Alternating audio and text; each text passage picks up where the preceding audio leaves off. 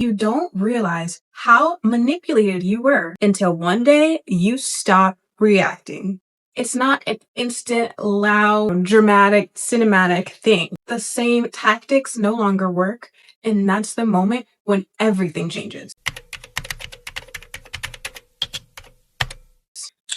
There was a time where you felt like you needed to keep reiterating your hurt, your pain, your fears constantly. If someone misunderstood you, you rushed to fix it. If someone needed you to clarify, you over clarified it. If someone pulled away, you pulled them in closer. You chased them, even worse. If something felt off, you ignored your intuition, and without realizing it, you slowly abandoned yourself in those quiet, minute ways.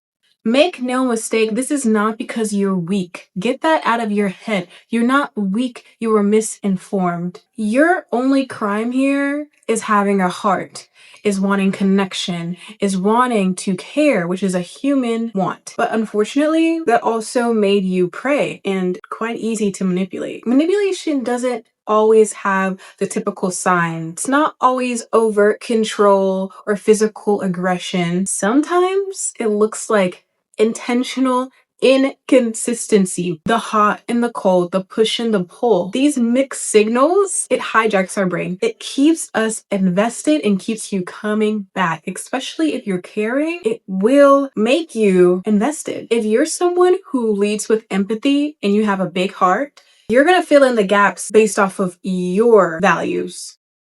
Dangerous game. You overthink, you give extra chances, you over-explain, but you don't realize the hot and cold confusion is their deliberate tactic. But the more that you question yourself, am I crazy? Did I do something? Are they mad at me?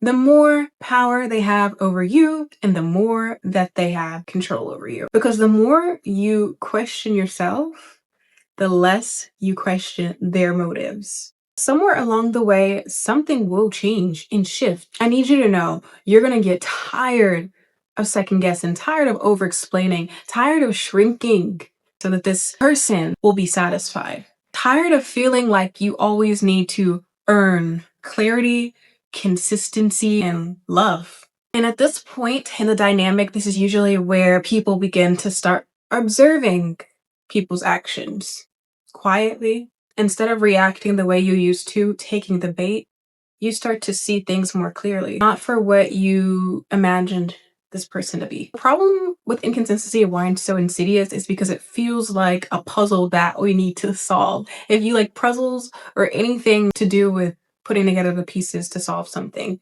this type of dynamic is probably going to be your Achilles heel. But when you reach this crossroad where the inconsistency no longer feels like a puzzle that you want to solve because you already know how it's going to end and how to do it, that's powerful.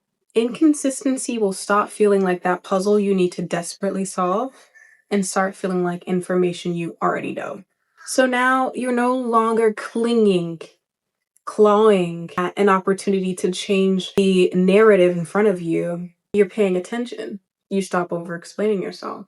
You realize somebody who cares about you would not make you constantly clarify yourself. No, you stop trying to prove your worth. You realize that your value wasn't something that you have to negotiate, like a car deal. And most importantly, that silence becomes comfortable, not anxiety inducing. You no longer feel that strong pull to fix, because as a fixer, it's in your nature to want to be the solution, to be the answer. Instead, you're now okay with letting things be as they were and as they are, and as unfortunately they may always be. And in doing so, you're taking your power back because you realize it was never your problem to fix. Now, here's the truth that most people aren't talking about. When you're no longer easy to manipulate, you're not cold-hearted. Please, you're not cold-hearted. You're clear and concise. This is something that I also had to realize. You can still be a kind person. You can still be soft. You can still feel those emotions.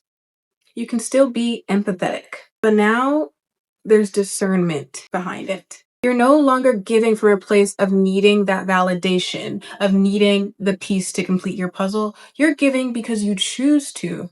You're giving because you choose to, and that changes everything. The moment that you stop reacting quick, fast, and in a hurry, and stop trying to change the way that people see you, the moment you choose yourself over and over again, every day, without needing to loudly do so, you become hard to manipulate, thus hard to control. And this isn't building walls, this is building awareness, which we so desperately need in these times where so many people are falling victim to this tactic. And you know what? The people that benefited from that old version of you, oh, they're gonna feel it. And you become a brand new version of yourself.